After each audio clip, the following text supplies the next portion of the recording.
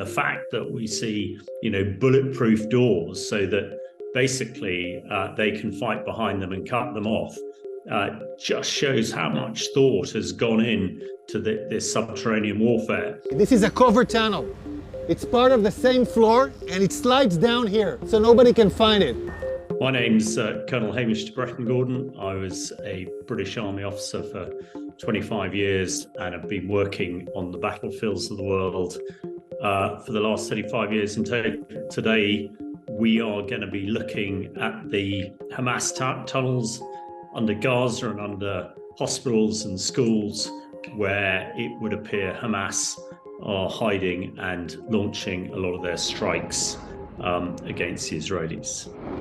The complex of tunnels under Gaza are well documented, hundreds of miles of them, and they are very comprehensive, very well built, with all the facilities you would expect above ground.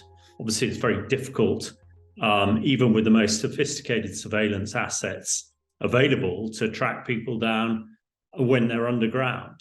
Added on top of that, many of the command posts for Hamas appear to be under schools and hospitals, and they are using the civilians above them as shields. We can see the ventilation air that was done improvisedly to this area, and we can see infrastructures that was built in here: toilets, shower, a small kitchen. The tunnel network under Gaza is very comprehensive. Some of these tunnels are big enough to drive trucks through, and others are so small that you can just about squeeze through.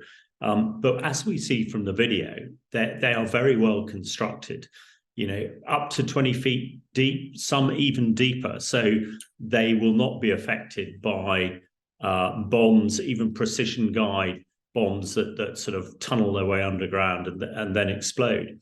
We see that they have bathrooms, electricity, running water, kitchens. This is something that is not new. This has taken a long time to build and prepare. And here we see diapers, and we see, I don't know, maybe something. We see diapers. There seems to be no reason that there would be nappies and apparel for looking after babies underground, when there is a perfectly good hospital, above ground, where they would be far better looked after and, far happier. So, it would seem the only reason to keep babies underground is to keep them out of the sight of the public. This is a suspicion for an area where hostages were being held. So, that would sort of kind of suggest what the IDF spokesman is saying is true here. You're now entering into the room where we suspect the hostages were being held. You then look at the other stuff, the hostage room and the makeup of it. It's not as though the IDF could have, quickly configured this themselves. This is something that would appear to have been there for some time and would appear to suggest that hostages, have been kept in that area. In this room, there is a list. This list, in Arabic, this list says, we are in an operation. The operation against Israel started in the 7th of October. This is a Guardian list where every terrorist writes his name, and every terrorist has his own shift guarding the people that were here.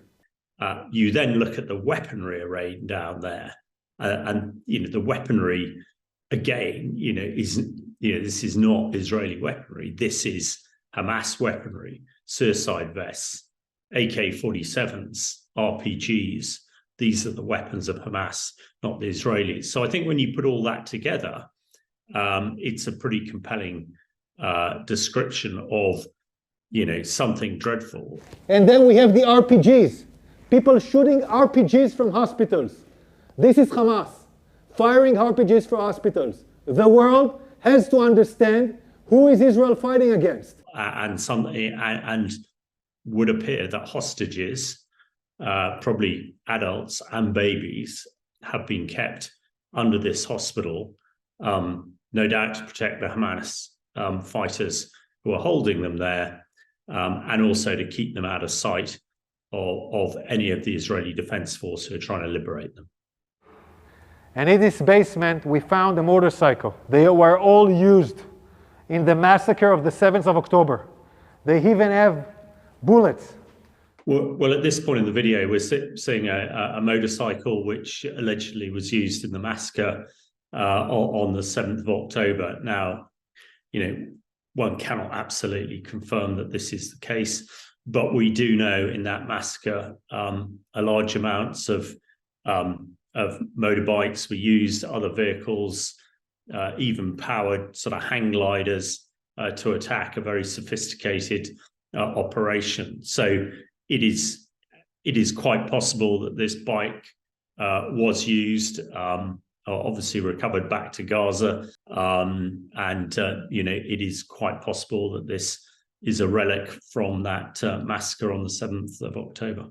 So they came back from the massacre on the 7th of October into Rantisi Hospital with hostages on a motorcycle. We're still researching this. Yards from here, we find the chair, a woman, clothes, and a rope next to the legs. I would like to see the international community get involved. I'm sure the Israelis would allow the sick and injured, particularly children, to be evacuated if the international community would help.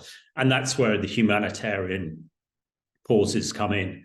There are British Navy and American Navy hospital ships just sitting off the coast, a few miles off the coast. There are also loads of helicopters on these vessels.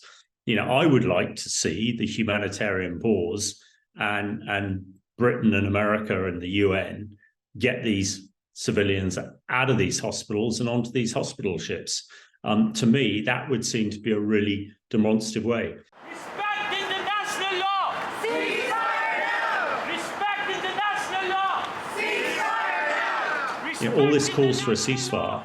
It's never going to happen. For a ceasefire, you need both sides to negotiate. And it's quite clear that Hamas are not going to negotiate, not going to go for a ceasefire. But a humanitarian pause to get the sick and injured out, and with the assets available just off the coast of Gaza, that is what I'd like to see. The UN, the UK and the US particularly use those assets to save a lot of those injured civilians who could be treated on these hospital ships.